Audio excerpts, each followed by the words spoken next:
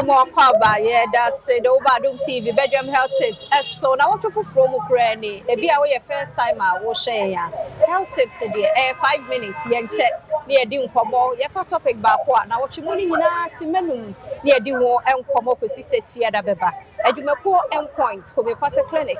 One mother woman, a boy, a children, me and before would walk, a dim combo, our pomodium and 70. So you're in Quadia. Made off of free endpoint Homeopathic clinic.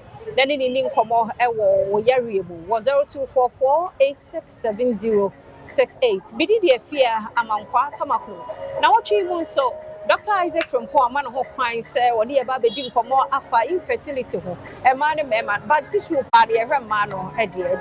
A man any animal is a niece and a mappet near the say. Inti na ochi munso oso oni e ba besua de afamo dog ye mo akwaba ya da se papa pa send so ye bo okunu age enso na na ochi munso ye kasa fa infertility eye ma yes I am ma ye ka infertility no anu a eno ye de ye brofo ye ba ni twi mu a ye say oba ne be ma o ma hia for aware atena na say edi mpamu agro for some period of years at least a year or two a wo ma and I can say infertility. Okay. It's me or Bemano side, it's me or Bano side.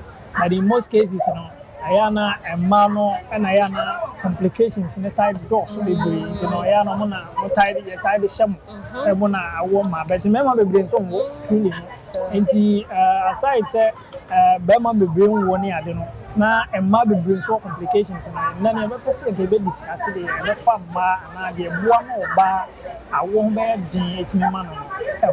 And say, I know, you will be brave, it's me one or bar, I won't bear you didn't kind condition do her. Remember, you discuss your friend of hydrosalpines. Because hydrosalpines are the other name may a block fallopian tube.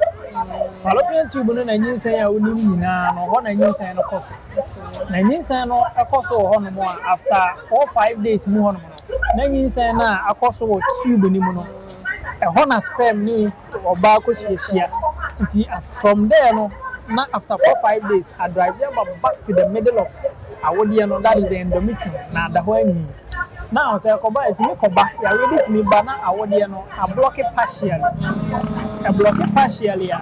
why wo ho kakra but why ni nye full kwan enti sperm bet me maneuver the way akosia egg ni de but wo share na wie no nyinsa ni ntimi drive back to the middle of the uterus and the whole ni e ba ne saa ene e kan say obanya ectopic pregnancy you see that and on a very serious and dangerous say you hu ni ntama tube no bet me rupture na apai a pie I'll be bleeding internally bet me is here and the tied ba fallopian tube are blocked partially.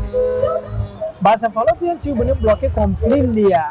And not the engine say be anyway with me across our dear mama because sperm no any urbane posiana what to know ain't me shiada. And the tube will block it completely. It is said yeah, why tubal ligation? You can't tubal ligation. You want to say be a one person who will be put me call. Now your surgery near ligating tubes no you ligating because you ligating tubes now you chichiri tubes no and I copy why you separating no from sperm abema de bema until there's no way any saying about me across what I say that's it we contact no chan ya to us Star Health Clinic your number no 0249200555 now your branches no do akaka so Kumasi Sunyane and Abukum fly directly na aba ya da se tin komo na fe ne ya hyase o chena nyame ya doma sabre ya so kwaka ye ho na ye di e komo no chan fa bode wo a ye be se hia da se ye mo kwa ba bia me ya Adom TV bedroom na uguso channel health tips no ye de awie na wo twi mu komo a ye dia no infertility ti medofo ya kan ye ho se de ne ye de ma 5 minutes no o chena yakopon ya doma sa kan ye ho fa number no ne frɛ na bibi a kire wadwen ewo wawo mu nsam ne ade no ontumi amwa oyi otena kan ho faseda no ma endpoint Homeopathic clinic on madaroma ene itibide health tips no ebro juada edukosi fiada 5 minutes ya ye nche saa kosi se fiada no ebeba na wantimi a otena saa kan ho na ye ntoaso